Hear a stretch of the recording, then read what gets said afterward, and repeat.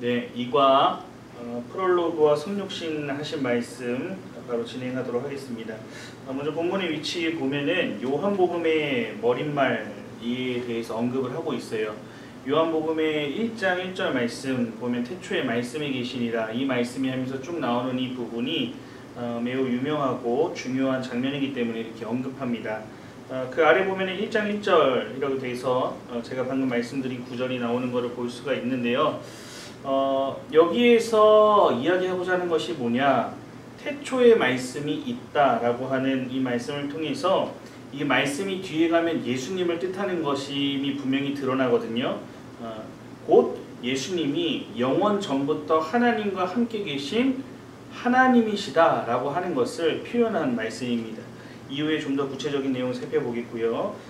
그 아래 보면 큰 그림, 그래서 보면 요한복음 1장 1절에서 18절까지의 말씀을 오늘 이과에서 우리가 함께 다룰 건데, 예수님이 곧 하나님이시다 라고 하는 것과 그리고 구약의 모든 약속의 완성으로, 즉 구약의 메시아에 대해 예언된 많은 말씀들에 대한 완성으로 육신의 몸을 입고 이 땅에 예언된 메시아가 오셨다, 예수 그리스도께서 오셨다라고 하고 있는 이 복음에 대한 내용을 강조하고 있습니다. 쉽게 말하면은 앞서 예수님이 곧 하나님이시다, 예수님의 신성에 대해서 계속해서 강조하고 있고요. 아래 보면 육신의 몸을 입고 이 땅에 오셨다, 뭡니까? 예수님의 인성에 대해서, 즉 그리스도의 신성과 인성에 대해서 요한복음은 첫 장부터 아주 구체적으로 그리고 직접적으로 이야기하고 있음을 볼 수가 있습니다. 이런 배경하에 우리 13페이지 볼게요. 문제. 요한은 첫 번째 문제죠. 쭉 보면은 창세기 서두에 근거하여 시작한다, 창세기하고 연결돼서 이야기를 하고 있어요. 또 요한복음 1장 1절에서 5절과 창세기 1장 1절에서 5절을 비교해보자. 어떤 유사점들이 있는가? 이 유사점들을 통해 알 수 있는 요한의 메시지. 자, 1절을 보면 아까 읽었듯이 태초에 말씀이 계시니라 라고 했어요. 이 말씀이 곧 예수 그리스도라고 이야기를 했죠. 창세기 어떻게 시작합니까? 태초에 하나님이 천지를 창조하시니라 라고 하는, 우리가 아주 잘 알고 있는 말씀이죠. 그렇죠? 이 말씀과 요한복음 1장 1절의 말씀은 유사한 것을 볼 수가 있습니다. 요한복음 1절에서 5절까지는 창세기의 창조 기사를 상기시킨다 라고 볼 수가 있어요. 이후에 나타나는 구절을 여러분들이 함께 읽어보시기 바랍니다. 그렇게 읽어보면 더욱더 뚜렷하게 알 수가 있습니다.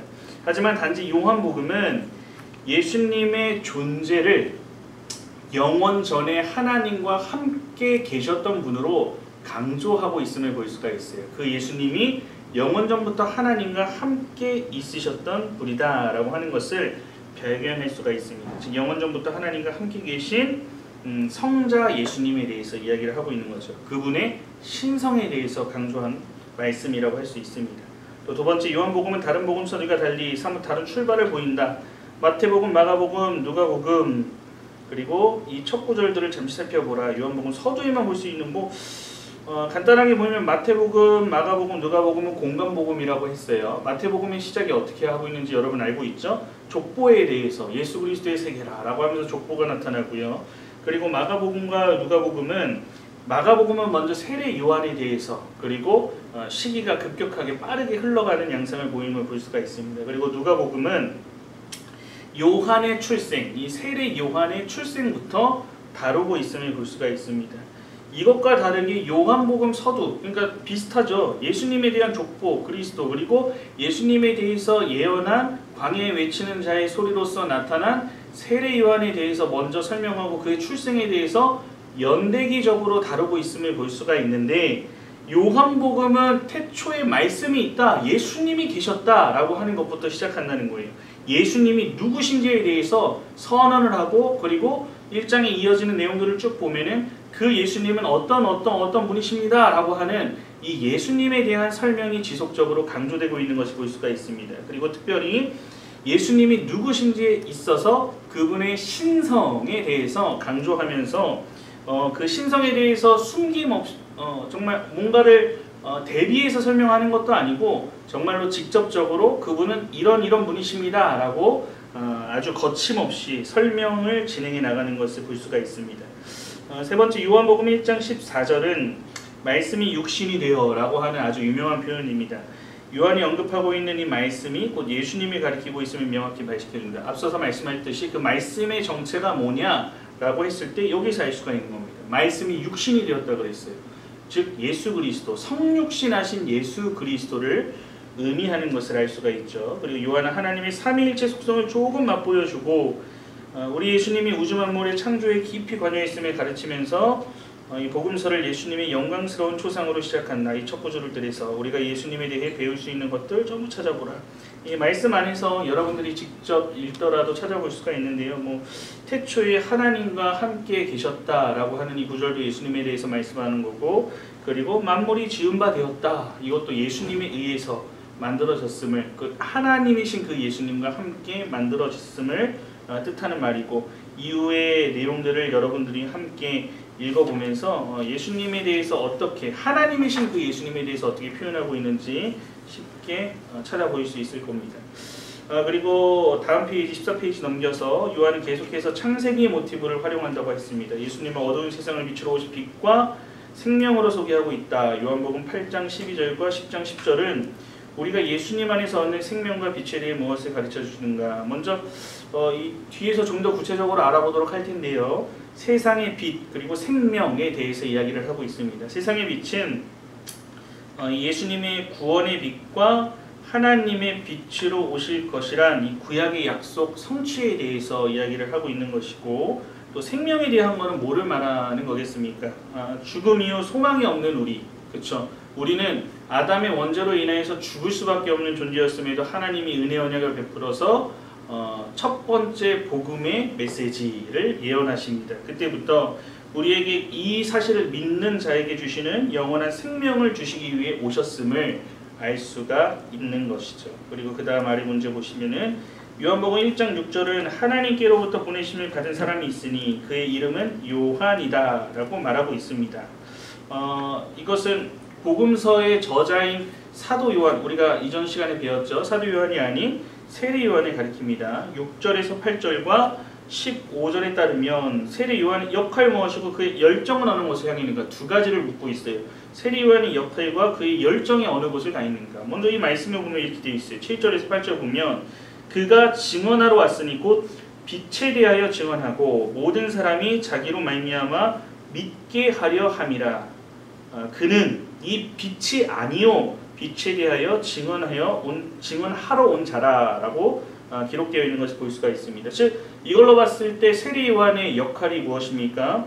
증언하러 왔다. 빛 대신 예수 그리스도에 대해서 증언하러 앞서 보낸 자였다. 이것에 대해서 증거하러 온 스피커의 역할이었다라고 하는 것을 알 수가 있고, 이것을 증거함으로써 그 예수 그리스도를 믿게 하려는데 그의 역할이 있었음을 알 수가 있습니다. 근데 이것을 전하는 그가 성경에서 말하는 빛 자체가 아니요, 그 빛은 바로 예수 그리스도죠.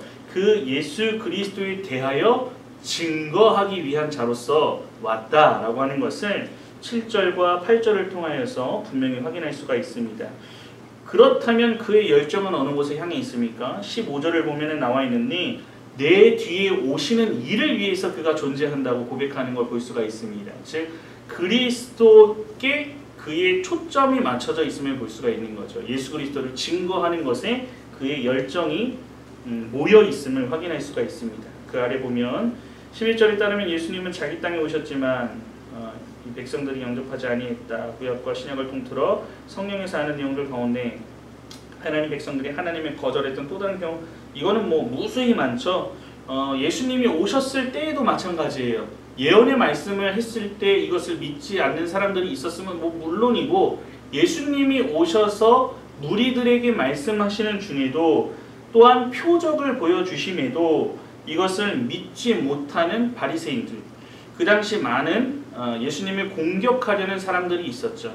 이런 것을 보더라도 알 수가 있고, 또 예수님이 오시지 않은 구약 안에서도 이러한 예언의 메시지를 믿지 않는 경우 얼마든지 많았다라고 하는 것들을 확인할 수가 있습니다. 또 아래 보면은 9절과 13절에 하나님의 자녀가 되는 일에 대해서 어떠한 가르침을 주고 있는가? 라고 질문해요. 이 구절들에서 발견되는 하나님의 은혜는 무엇인가? 라고 두 가지로 질문을 하네요. 하나님의 자녀가 되는 일이 어떤 가르침을 주고 있는지가 첫째고, 그 다음 이 구절들에서 발견되는 하나님의 은혜가 그렇다면 무엇인지를 이야기를 하고 있어요.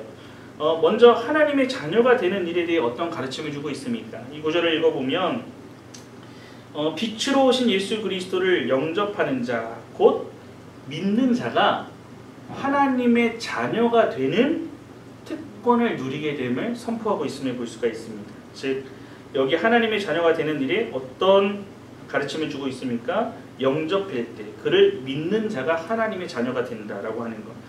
여기에서 발견되는 하나님의 은혜는 그렇다면 무엇입니까? 이어지는 구절에서 알 수가 있어요. 혈통이나 육정이나 사람의 뜻이 아닌 오직 하나님의 은혜로 자녀가 된다라고 하는 이 점을 분명히 하고 있습니다. 혈통, 어떤 잘난 혈통도 아닙니다. 그리고 육의 어떠한 방법으로도 있을 수가 없다는 겁니다. 오직 하나님의 은혜로서만 그 예수 그리스도를 믿을 수가 있고 그 믿음을 통하여서 하나님의 자녀가 되게 된다라고 하는 것을 선포하고 있습니다.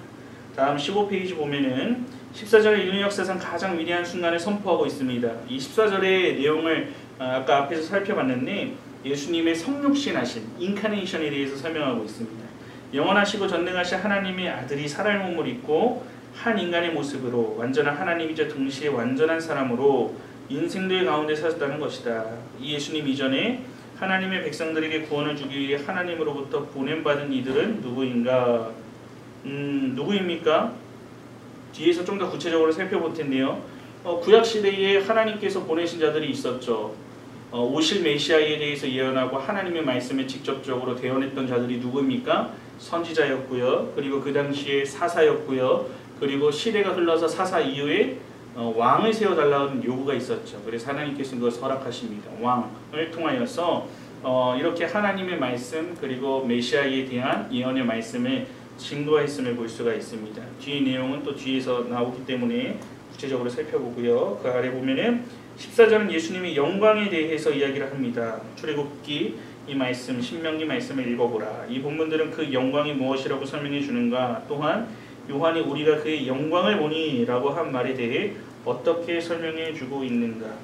구약에서는 이 영광에 대해서 봤을 때 성막에 대해서 제사 지내거나 이런 장면을 소개를 하고 있어요. 즉 성막도는 성전에서 하나님의 임재와 영광이 나타나는 현상을 의미한다고 할 수가 있습니다. 그리고 우리는 그의 영광을 보니 라고 한 말에 대해 어떻게 설명해 주고 있는가?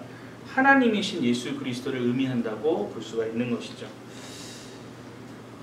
자, 다음 넘겨보세요. 16페이지 먼저 복음 메시지부터 보겠습니다. 이 본문에서 나타난 은혜의 메시지들이 있는데 기쁜 소식과 약속을 이루셨다는 것과 하나님의 자녀가 되었다는 세 가지 포인트로 설명을 하고 있습니다. 먼저 기쁜 소식은 무엇입니까? 이 첫 단락부터 이 저자 요한은 우리에게 기쁜 복음의 메시지를 증거하고 있다는 겁니다. 순종을 강요하거나 요구하는 어떠한 한 문장으로도 시작하지 않고 곧바로 우리가 믿어야 되는 어떤 존재에 대해서 설명하는 것으로부터 시작을 합니다. 즉 이 세상의 어두운 이때에 죄인들을 구원하러 오신 빛으로서 오신 어둠을 물리치고 빛으로서 오신 하나님의 아들이신 예수님이 이 땅에 사람의 몸을 입고 오셨다라고 하는 것, 우리의 죄를 구원하시기 위해서 그분은 어떤 분이시다라고 하는 걸로 쭉 설명하고 있는 아주 기쁜 소식으로 시작됨을 볼 수가 있죠. 그래서 이러한 내용은 요한복음에서 계속해서 반복되는 주제이기도 합니다. 좀 더 구체적으로 말하면 예수님의 신성에 대해서 요한복음에서 많이 강조됨을 볼 수가 있습니다.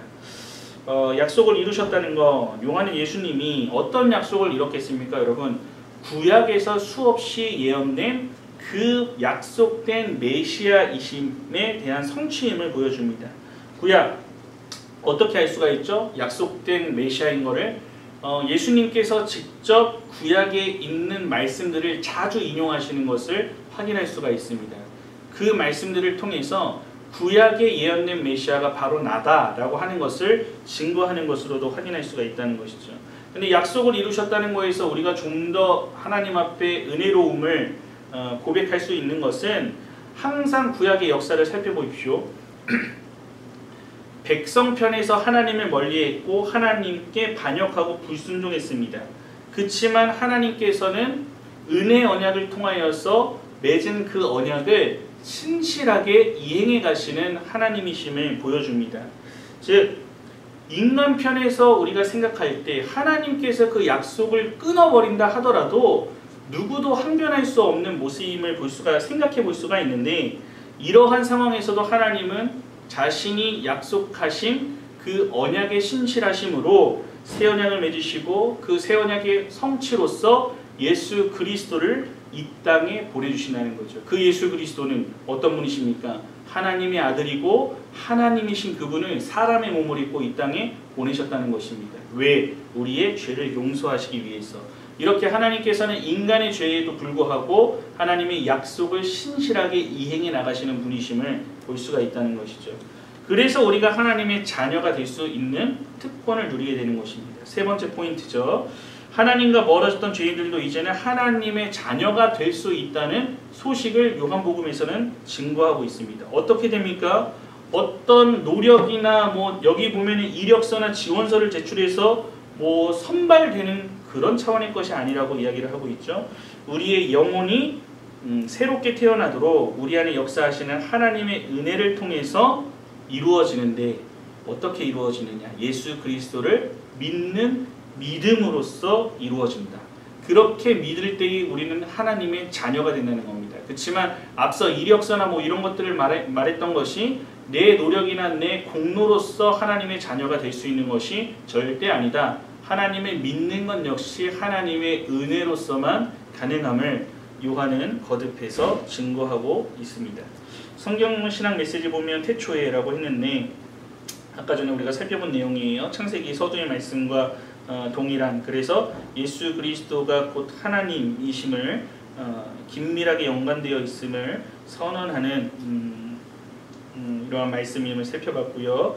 빛과 어둠에 대한 개념을 사용해서 이 암흑과 같은 오늘날의 이 시대 가운데에 이 세상의 사람들은 세상의 어떤 것들과 방법을 통해서 자신의 문제들을 해결하려고 하고 하지만, 여기에서 빛과 어둠으로 나눈 것은 무엇입니까?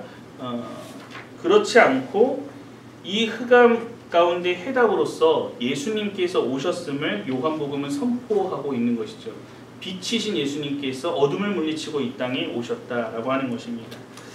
그래서 더 나은 모세 부분이 있는데, 아까 전에 선지자 사사 왕에 대해서 제가 언급을 했었죠. 그리고 모세는 유대인들이 추앙했던 가장 위대한 선지자로 여겼던 사람 중에 하나였습니다. 근데 그러한 모세조차도 한낱 인간일 뿐인 것은 분명하죠. 죄를 가지고 있는 인간일 뿐임은 부인할 수가 없습니다. 평범한 우리와 같은 한 인간에 불과하다는 거죠. 그래서 맨 아래에서 하나 둘 셋 네 번째 줄 보세요. 요한복음 1장은 예수님이야말로 이런 아무리 위대한 사람이라고 한다 하더라도 그들과 다른 궁극적으로는 하나님에게서 보냄을 받은 하나님이신 그리스도이심을 보여주면서 하나님으로부터 보냄받은 자라는 성경적인 주제를 이야기하고 있다. 이렇게 정리를 하고 있습니다. 조직신학적 메시지 마지막으로 볼게요. 그리스도의 신성에 대해서 계속해서 제가 앞서서도 신성에 대해 강조하고 있다라고 하는 걸 이야기를 했는데, 왜 그러냐 하면은 뒤에 이어서 나오는 내용이 예수님께서 이적을 행하시는 장면들이 나옵니다. 그 잔치에서 물을 포도주로 바꾸는 기적을 행하시는 그 첫 번째 기적으로 시작하는데 총 7개의 기적이 연이어 나오는 것을 볼 수가 있습니다. 이러한 내용들을 통하여서 예수님의 신성을 드러내는 것이고, 이 요한은 돌려서 이야기하지 않고 간접적으로 이야기하지 않고 직접적으로 예수님은 하나님이시다, 메시아다, 구약에 약속된 그분이다, 그리고 이러한 이적들을 행하신다 라고 하는 것을 통해서 예수님이 곧 하나님이심을 증거하면서 그리스도의 신성을 나타내고 있음을 볼 수가 있습니다. 강조하고 있음을 볼 수가 있는 것이죠. 삼위일체 하나님이 또 나옴을 볼 수가 있습니다.